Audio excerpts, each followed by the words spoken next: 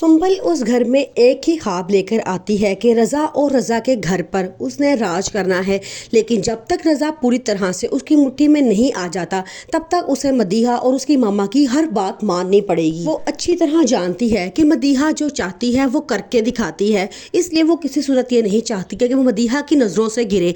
इसलिए मदीहा की हर बात मानते हुए उसको उसकी मामा को भी काबू में करना है ताकि रज़ा के दिल में जगह बना सके। हाँ, जिसने सच्चे दिल से रज़ा से मोहब्बत की थी, जब से रज़ा की शादी के बारे में सुनती है दुखी और उदास हो जाती है, हर वक्त रोती रहती है। वो अपनी मामा से इस बात का इजहार भी करती है कि अब तो बहुत टाइम हो चुका है हमारी मंगनी को टूटे हुए, अब तो रज़ा को सारी हकीकत सुंबल और अपनी बहन मदीहा के बारे में पता चल चुकी होगी। मदीहा की जिंदगी में भी अली अब आ चुका है जो उसे बहुत पसंद करता है और अपनी मोहब्बत का इजहार भी करता है। अब मदीहा बहुत खुश है। उसका सोचना ये होता है कि मैं आशिक के पीछे दौड़ती रही जो मेरी तरफ एक नज़र देखना भी पसंद नहीं करता था, और अब अली जो कम से कम मेरी बात सुनता तो है, मुझे समझता तो है, मैं अगर अली से शादी कर लूँ तो मैं बहुत खुश रहूँगी। ये सोच के वो फैसला करती है कि वो अब अली को हाँ कर देगी और कहेगी कि वो भी उससे मोहब्बत करती है और उससे शादी करना चाहती है।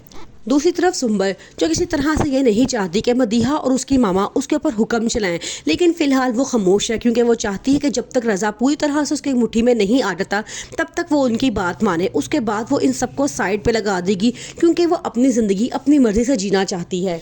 ज़ावियार की मामा उसकी मर्ज़ी के बगैर उसकी कहीं और जगह मंगनी करवाने की कोशिश करती हैं, लेकिन उसे बड़ा गुस्सा आता है और कहता है कि मैं अपनी मर्ज़ी से शादी करना चाहता हूँ, एक लड़की मुझे बहुत पसंद है और मैं उसी से ही शादी करूँगा।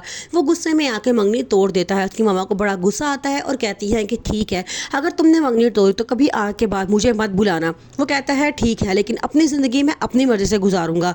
अब वो चाहता है कि मुस्कान से सीधा बात की जाए और उसे शादी के लिए मनाया जाए।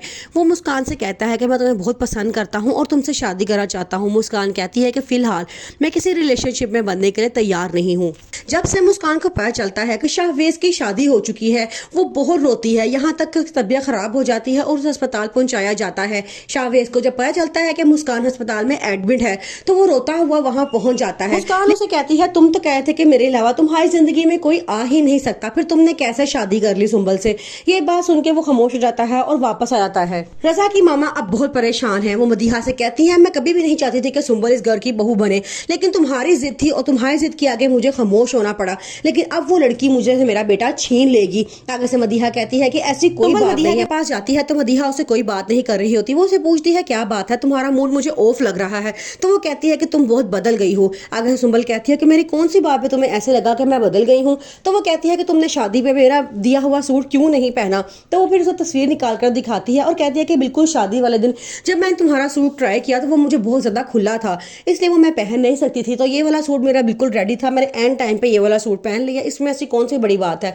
मदीहा को वो अपनी बातों में ला के सेट कर लेती है। फिर वो दिल में सोचती है कि जब तक रज़ा मेरे पूरी तरह से काबू में नहीं आ जाता तब तक इन माँ बेटी की मुझे चापलूसी करनी ही पड़ेगी।